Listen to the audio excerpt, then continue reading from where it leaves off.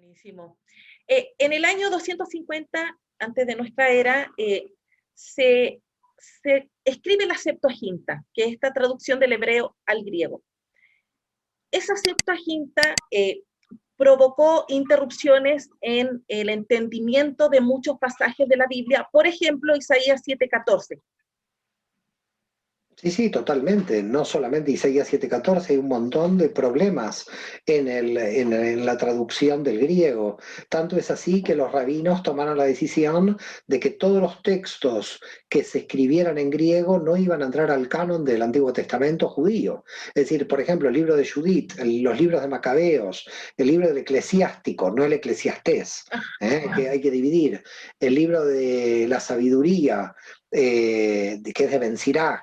Todos estos libros son lo que se llaman apócrifos del Antiguo Testamento, porque el judaísmo no los admitió porque estaban escritos en griego. ¿Por qué motivo? Porque el griego tenía otra concepción, otra cosmovisión cultural absolutamente diferente, y las traducciones que se hacían llevaban a conclusiones teológicas que no pertenecían a la raíz hebrea. En consecuencia, la gente empezaba a tener ideas que no provenían de las ideas que habían tenido los fundadores del cristianismo. Es decir, Jesús como judío pensaba en hebreo, aunque hablara en arameo, pero el arameo y el hebreo son dos idiomas muy, muy cercanos, prácticamente hay pocas diferencias. La gran pregunta es cómo pensaba Pablo, porque Pablo indudablemente ya trabajaba dentro de las categorías griegas. Por eso podemos decir que hay un momento que nosotros llamamos el desarrollo del judaísmo helenístico, sobre todo con base en Alejandría, donde había una comunidad judía muy grande, como una comunidad griega muy grande, donde ahí se va formando. Por ejemplo, la Septuaginta se crea, se traduce justamente porque ya había judíos de lengua griega que no sabían hebreo, que ya lo habían perdido al hebreo. Entonces ellos necesitaban tener un texto en griego. Para entenderlo, claro. Claro, son los propios judíos helenistas que en Alejandría traducen la Biblia al griego. El problema del griego, ya lo reitero, es un marco de análisis que tiene muchísima cantidad de problemas. Por ejemplo, el amor desde el punto de vista judío es Ahabá, que es un amor universal, y el amor a la mujer y el amor al amigo, y los griegos tenían eros y ágape. Y entonces empezaron a dividir el amor carnal del amor espiritual. Porque empieza ahí, el griego tiene una visión dualista de la realidad y por lo tanto el hebreo tiene una forma unificada de la realidad. Por eso los cabalistas, los grandes místicos de Israel, siempre fueron grandes filólogos del idioma porque veían la unidad intrínseca del idioma hebreo. Es decir, el idioma hebreo resuelve las paradojas. En cambio, el griego es muy dual. Entonces, claro, cuando el cristianismo va a nacer, sobre todo de esa raíz griega, se va a encontrar donde el cuerpo es malo, el espíritu es bueno, y si el cuerpo es malo, el sexo es malo, el dinero es malo, y empieza a tener un problema el cristianismo en la dualidad de decir que es malo algo que no es malo, porque el cuerpo también proviene de Dios, es decir, Dios nos creó con cuerpo, ¿no? Entonces, esta influencia griega Confunde.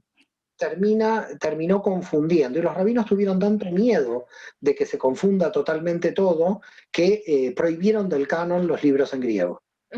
Porque, por ejemplo, hoy el cristiano, cuando lee una traducción de la Reina Valera, 1960, se encuentra con que Isaías 7:14 menciona a una virgen que va a tener un hijo, entonces dicen, claro, ahí está la Virgen María y ahí está el niño Jesús. Y claro, esto es un error desde la Septuaginta. Eso es un problema de la Septuaginta, el error de traducción. Ahí tenía que decir muchacha pura en el texto hebreo, que es alma, porque así está en hebreo, y los griegos le pusieron virgen a pura, y ahí comenzó el tema de la virginidad, que en realidad la madre del Mesías tenía que ser pura, pero no virgen.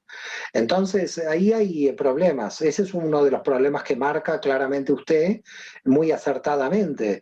Y hay otra cantidad de problemas más, y bueno, llegó a haber tanta cantidad de problemas que en un momento llegaron a decir, bueno, hay que evitar de seguir en la línea de los griegos. Pero en verdad también había muchos judíos que ya no sabían hebreo, que necesitaban un texto para poder leer las escrituras.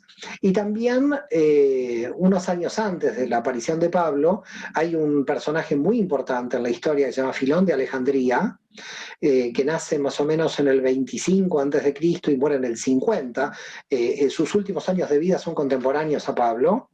Y Filón de Alejandría, que hace grandes escritos, trabaja para convencer de alguna manera a los griegos de la verdad bíblica, de la verdad de la Torá, a través de una comparativa entre la mitología griega y las narraciones que están en la Biblia. Es decir, va tomando las narraciones bíblicas y las va comparando con la mitología griega, para poder convencer al griego de las verdades eternas que tenía el texto bíblico. Quiere decir que Filón de Alejandría, de alguna manera, lo que hace es mostrarle a los gentiles la misma raíz común que tiene el alma, es decir, los mismos arquetipos, si se quiere, que tiene el alma, traducidos simbólicamente en el texto bíblico, que los que están traducidos en la mitología griega. Y realmente es interesante, muy interesante Filón de Alejandría. Pero fíjese lo curioso, los rabinos en general no estudian a Filón de Alejandría. Filón de Alejandría lo estudiamos porque el cristianismo estudia a Filón de Alejandría. Y la pregunta es, ¿por qué el cristianismo necesitó más el pensamiento de Filón que el judaísmo? Claro, lo necesitó más porque el cristianismo en su expansión necesitaba convencer mucho más a los griegos no judíos de que la Biblia tenía verdades eternas que estaban contenidas en la mitología griega. Por lo tanto, Filón, que es un filósofo judío, es utilizado por el cristianismo para convencer a los griegos no judíos de que entren en el cristianismo porque las verdades de la mitología estaban en el texto bíblico.